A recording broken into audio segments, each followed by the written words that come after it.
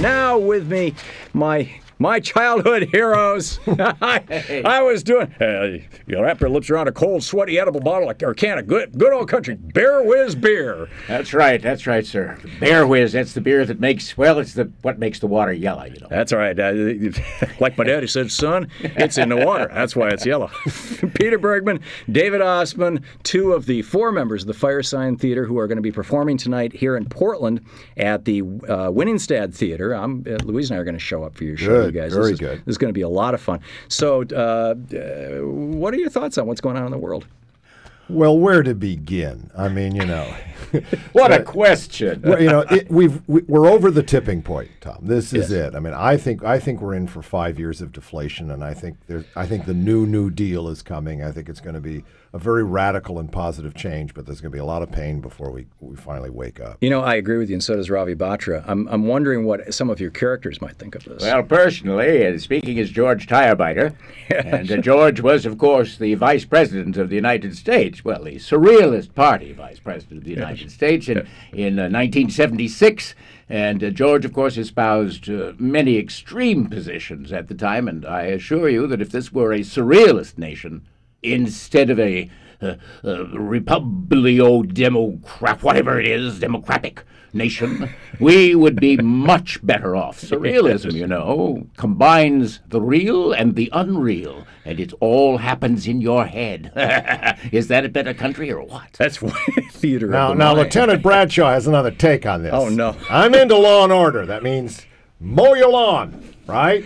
Yes. And stay in order. I think that the problem with America is that people are thinking too much for themselves. Because, you know, when you start thinking for yourself, you start getting creative. When you start getting creative, you get sloppy. And sloppy is the end of order. And without order, we ain't got America. At least my America. It's that simple. Yeah. Well, you know, there's a famous call for law and order in 1932 over in Germany. Yeah. We need law and order.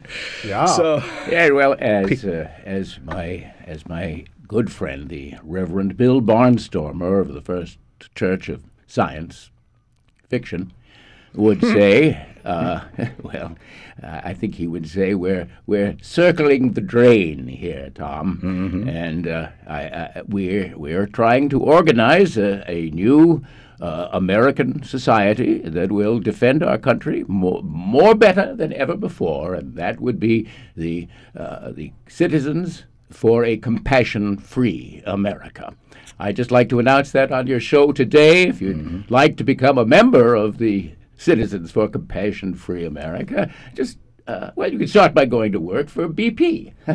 Just don't give a crap. There you go. Oh, by the way, Bill Barnstormer is a regular on a show that David and I now have on the web called Radio Free Oz. Right. RadioFreeOz.com. RadioFreeOz.com. Yeah. And we're talking with Peter Bergman and David Osman of the Firesign Theatre, FiresignTheatre.com, who tonight will be, and tomorrow night, will be at the Winningstad Theatre in Portland, Oregon. And then you've got Sunday night in Eugene, Oregon. Yes, the town that God forgot. Yeah. It's a beautiful town. It is. No, he just forgot it because he was smoking too much of that medical marijuana. Am I in Eugene? It is legal in this state, you know. Yeah, right. I'm thinking, hey, with a frozen shoulder here, I'm in constant pain. Maybe I can get a. Well, no, let's not go there. You know something? I got to tell you something very quickly. When Yes, you sir. started quoting John Marshall and the whole thing with Adams, I went, this man is so smart. I mean, you know, I'm so tired of people who are so dumb, and you know so much, and you're able to just fold it in. That's amazing. Marshall was incredible. You may not like Marlborough and Madison, but he was a giant. John Marshall, he actually was in some ways. And how was he to know?